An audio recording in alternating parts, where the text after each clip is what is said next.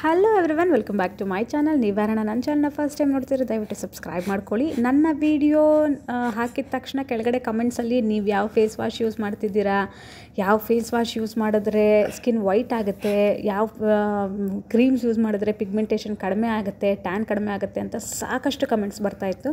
So ನಾನು face wash ಅನ್ನೋದು ಯಾವುದು ಯೂಸ್ ಮಾಡೋದಿಲ್ಲ. ಮೋರೋವರ್ ಫೇಸ್ಗೆ ಯಾವುದೇ ರೀತಿ ಸೋಪನ್ನೇ ಯೂಸ್ ಮಾಡೋದಿಲ್ಲ. ನಾನು ಬಾತ್ ಪೌಡರ್ನೇ ಜಾಸ್ತಿ ಯೂಸ್ ಮಾಡೋದು.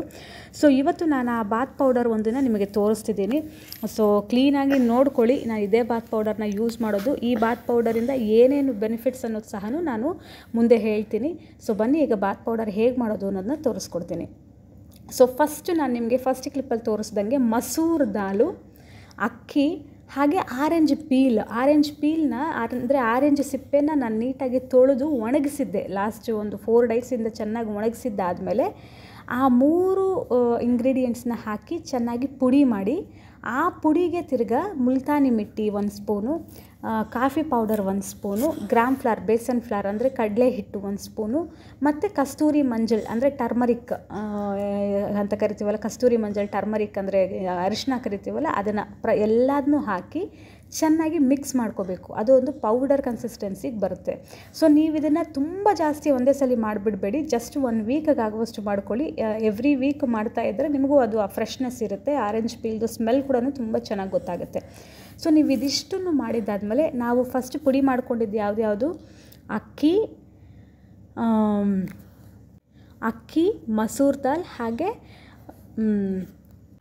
Orange peel. ನಿಮಗೆ ಔಟ್ಸೈಡ್ ಆರೆಂಜ್ ಪೀಲು ರೆಡಿಮೇಡ್ ಸಿಕ್ಕಿದ್ರೆ ಅದನ್ನೇ ತೊಗೊಳ್ಳಿ, ಪರವಾಗಿಲ್ಲ. ಸೊ ನನಗಿಲ್ಲಿ ಆರೆಂಜ್ ಪೀಲೇ ಇತ್ತು, ಆದ್ದರಿಂದ ನಾನು ಅದನ್ನ ಒಣಗಿಸಿ ಅದನ್ನೇ ಹಾಕ್ಕೊಂಡಿದ್ದೀನಿ.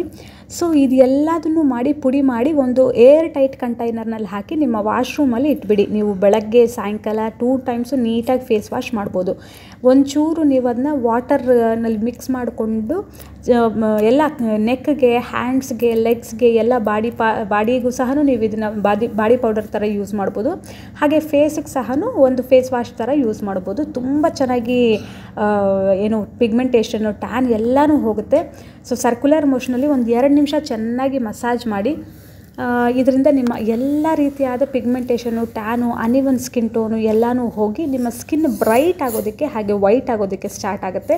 ಸೊ 2 ಟೈಮ್ಸ್ ಯೂಸ್ ಮಾಡಿ daily for up to 10 days use ಮಾಡಿ ನೋಡಿ, ನಿಮಗೆ ರಿಸಲ್ಟ್ಸ್ ಗೊತ್ತಾಗುತ್ತೆ. ಟ್ಯಾನ್ ಕಂಪ್ಲೀಟಾಗಿ ರಿಮೂವ್ ಆಗುತ್ತೆ. ನೆಕ್ಗೆ ಮತ್ತು ಕೈಗೆ ಸಹ ಯೂಸ್ ಮಾಡಿದ್ರೆ ಹ್ಯಾಂಡ್ ಮೇಲಿರುವಂಥ ಪಿಗ್ಮೆಂಟೇಷನ್ ಸಹ ಕಡಿಮೆ ಆಗಿ ಇವನ್ ಆಗೋದಕ್ಕೆ ಸ್ಟಾರ್ಟ್ ಆಗುತ್ತೆ. ಸೊ ಇಷ್ಟ ಆಗಿದ್ರೆ ದಯವಿಟ್ಟು ಸಬ್ಸ್ಕ್ರೈಬ್ ಮಾಡಿ, ಲೈಕ್ ಮಾಡೋದು ಮಾತ್ರ ಮರಿಬೇಡಿ.